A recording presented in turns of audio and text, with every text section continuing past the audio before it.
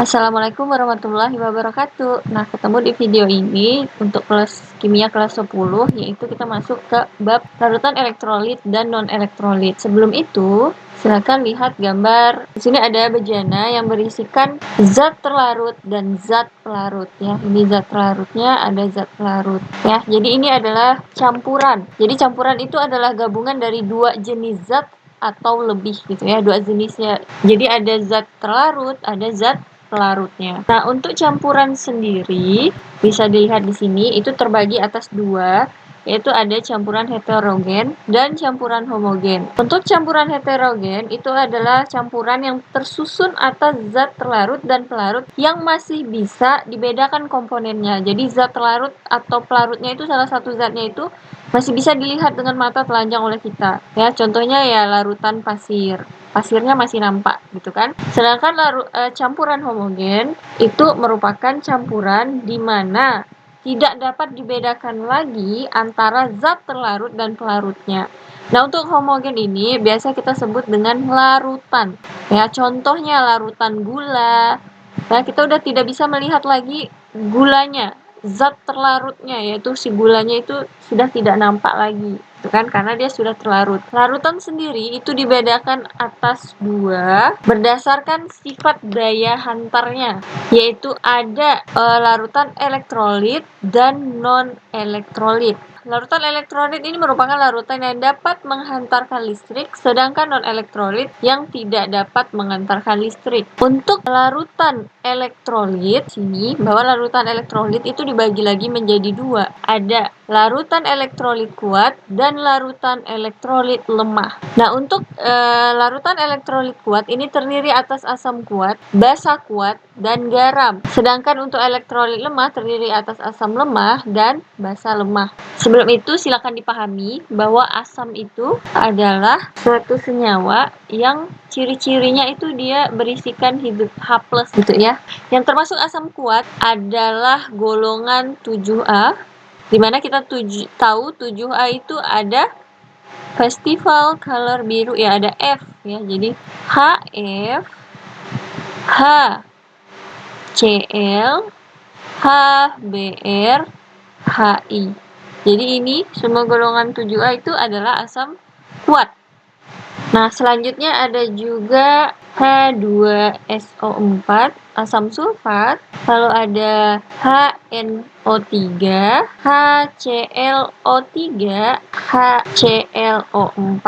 Nah, ini adalah asam kuat. Nih, jadi ada HF, HCl, HBr, HI, H2SO4, HNO3, HClO3, HClO4. Nah, selain yang disebutkan ini, maka dia termasuk ke asam lemah. Untuk basa kuat itu adalah basa dari golongan 1A dan 2A. Ya, dimana kita udah tahu 1A itu ada apa aja kecuali hidrogen ya. Jadi ada HLINA gitu ya, maka Li. Ingat, basa itu ciri-cirinya ada OH- ya. Jadi LiOH, 1A apa aja? LiOH, NaOH, KOH, RBOH, CSOH, gitu ya, dan seterusnya untuk 1A. Nah, golongan 2A ini kecuali, ya ingat di sini, kecuali Be dan Mg. Jadi CaOH 2 kali, SrOH 2 kali, BaOH 2 kali, RaOH 2 kali, itu termasuk basa kuat. Jadi dikasih catatan di sini 2A kecuali Be dan Mg. Nah, selain yang disebutkan di sini, jadi selain yang disebutkan di sini, dia adalah basa lemah. Artinya kalau dia basa lemah, larutan itu adalah elektrolit lemah. Selanjutnya, untuk elektrolit kuat itu ada juga garam ya. Garam itu dia campuran dari asam dan basa. Beberapa garam itu merupakan elektrolit kuat ya, kecuali garam merkuri. Garam merkuri itu contohnya, merkuri itu Hg, contohnya merkuri klorida, merkuri nitrat, Oke, selanjutnya kita akan masuk ke derajat ionisasi. Jadi derajat ionisasi ini dilambangkan dengan alfa. Nah, derajat ionisasi merupakan mol yang terionisasi. Jadi jumlah mol yang terionisasi dibagi dengan mol mula-mula.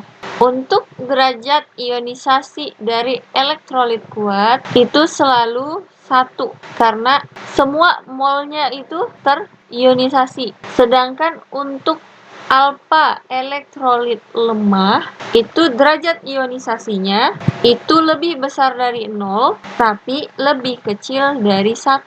Contohnya 0,1, 0,5, 0,9 gitu ya. Artinya itu adalah elektrolit lemah. Nah, sedangkan alfa untuk non elektrolit itu adalah 0.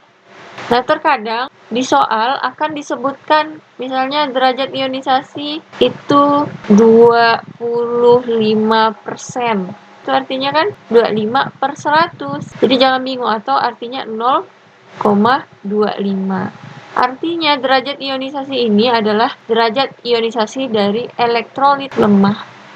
Berarti elektrolit kuat yang punya derajat 1 itu ya tadi seperti HCl, H2SO4, pokoknya yang termasuk ke elektrolit kuat. Kalau yang lemah, berarti tadi selain yang kuat ya. Nah, sebelum itu belum disebutkan ya non-elektrolit itu apa aja. Nah, untuk non-elektrolit bisa dilihat itu adalah senyawa-senyawa organik molekular yang larut ya. Contohnya glukosa. Glukosa itu adalah C6H12O6. Bisa juga urea. Jadi non-elektrolit ini tidak bisa diionisasikan. Urea itu rumusnya adalah CONH22 kali. Terus bisa juga nanti etanol ya. Etanol C2H5OH. Ya, jadi ini contoh-contoh yang non-elektrolit. Jadi kalau ketemu ini artinya ini adalah senyawa non-elektrolit yang artinya alfanya sama dengan 0. Nah, bagaimana dengan yang lemah? Asam lemah apa aja sih contoh dari asam lemah? Misalnya asam sianida. Nah, pernah dengar ya kali ya? HCN. Kan ini tidak termasuk di asam kuat, makanya ini adalah asam lemah. Nah, iya, untuk asam kuat ini ya, saya lupa memberitahu. Nah, untuk HF ini semuanya 7A kecuali HF ya. Karena HF itu masuk ke dalam asam lemah. Ya, jadi diingat. Jadi untuk asam kuat itu 7A kecuali HF. Yang lainnya itu adalah asam kuat ya. Jadi HF ini adalah asam lemah. Seperti tadi yang basa kuat itu 2A, 1A, yang 2A itu kecuali BeOH2 dan MgOH2. Ini. Nah, jadi basa lemah apa aja?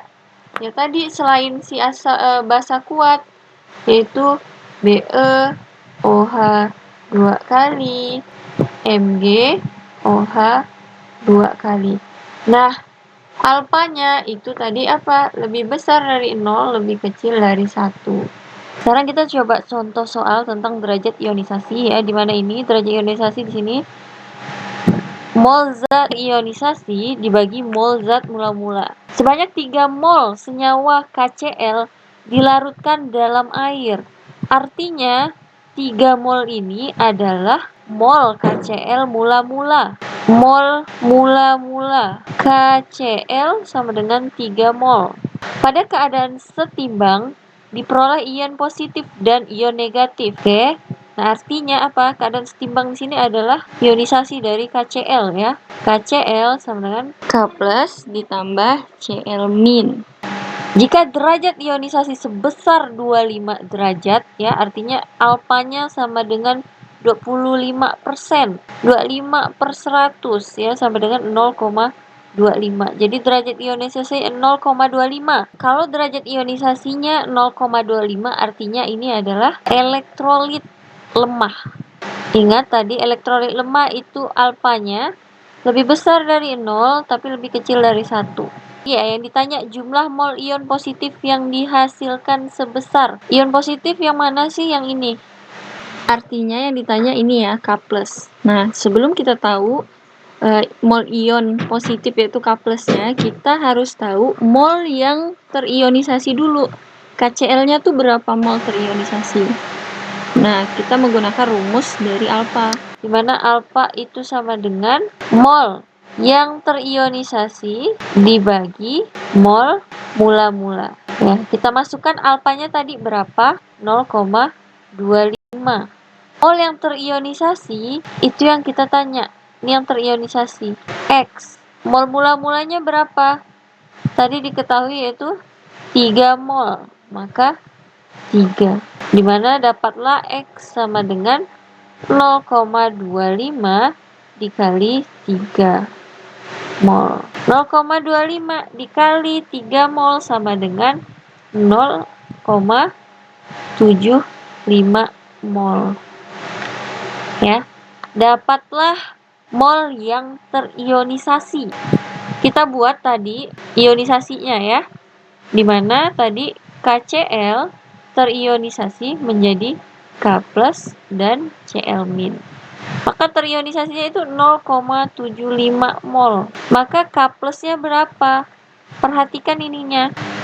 Koefisien. KCl koefisiennya 1. Sedangkan K+ koefisiennya juga 1. Maka sama-sama 1 koefisiennya, maka molnya juga sama. Nah, yang ditanya tadi adalah yang ion positif. Maka mol K+ itu sebesar 0,75 mol. Jadi mungkin sampai di sini dulu ya video part 1 dari larutan elektrolit dan non-elektrolit, dimana kita udah mempelajari apa sih itu larutan elektrolit apa-apa aja, non-elektrolit apa-apa aja, elektrolit kuat apa-apa aja, elektrolit lemah apa-apa aja, dan juga derajat ionisasi. Nah, di video part 2 nanti kita akan masuk ke bagaimana mengionisasikan suatu senyawa elektrolit atau larutan elektrolit. Ya, nantinya setelah itu baru kita akan membahas kembali tentang soal derajat ionisasi.